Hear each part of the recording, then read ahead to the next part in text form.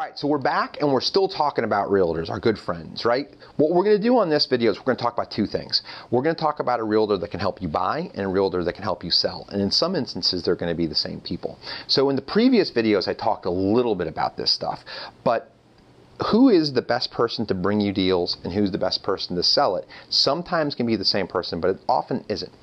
On the front end, the people that you target are the ones that do happen to find deals.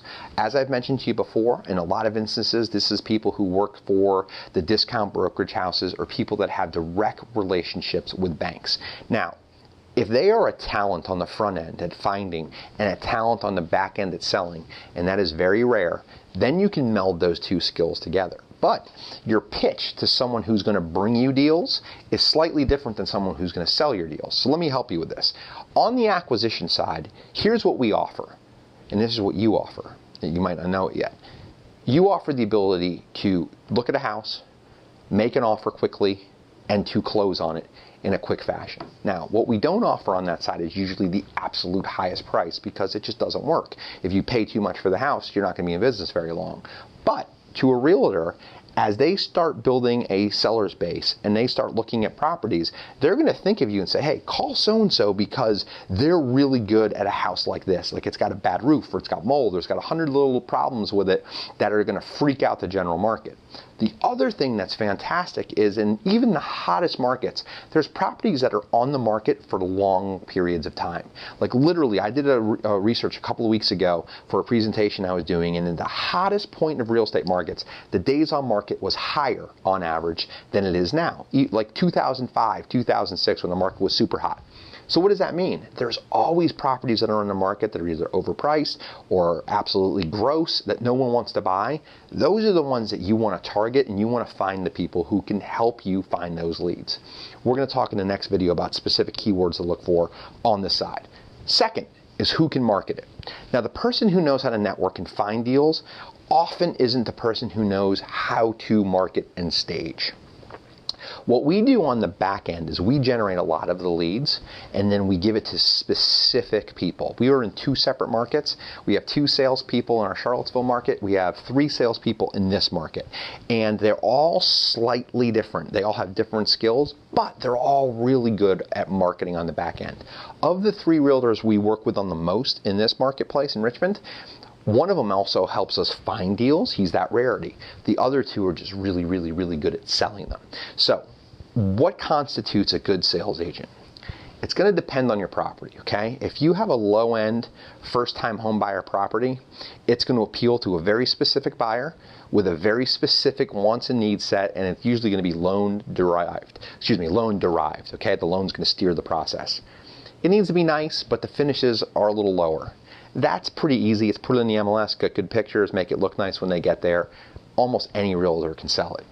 If you have a property that's a slight move up or a discretionary move up, which means, I'm not driving an Acura, but I'm driving a BMW. That's a move up and a discretionary because it's a little bit more expensive for the same kind of car. Our houses are this way too. Like we might put a house on the market for $300 in a $250 neighborhood, but we blow it out.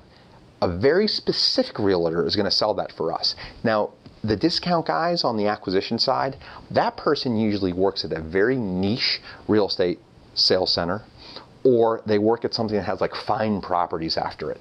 I'm not kidding when I tell you that that actually does work. There is a mentality to when they sell it. So you want to buy low and know people who are good at that. But when it's time to sell high, you target people who the market already has pre-position their own brains that that person sells nothing but quality, and that's who I want to list my house because they're going to get me more money for it. So I can do less deals and make more money, or I can do the same number of deals and make more. Does that make sense? But that's one way that you can drive it up. So the acquisition side and the sales side, different. If you can blend those 2 skills, you can then sell it that way. But how do you sell this person on listing houses for you? As I mentioned earlier, it's nearly the close of this particular year, and we have closed 60 deals. The realtors who have worked for us on the sales side have done anything from 3 to 15 sales. So how do you sell that? Simple. I'm going to bring you inventory. I'm going to price it to market. It's going to be better than anybody in the market's going to expect for the price. And what I'm going to do is give you the opportunity to sell this house. And not only am I going to give you the opportunity to do it, I'm going to give you more than one per year to sell. What I ask is for a discount. I usually it's like a 3-3, right? It's a 6% listing is what it's called, but they get 3%. What I usually do is negotiate anything from 1.5% to 2% on the back end. And the point of that is some people that do what we do, they physically go out and market the house themselves and they want to act as a realtor. I'd rather hire someone who's really, really good and better at than I'll ever be and have them do it at a discounted price because they're going to help me drive the price up. Does this make sense? This is kind of how the sausage gets made in this business. You get the people on this side to help you produce the leads. You connect the dots with this side. If you only want a wholesale, still you can do these two things. You can put these two things together.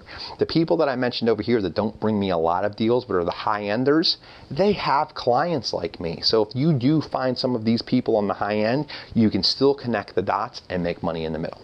All right, next time we're going to talk a little bit more about this subject. See you soon.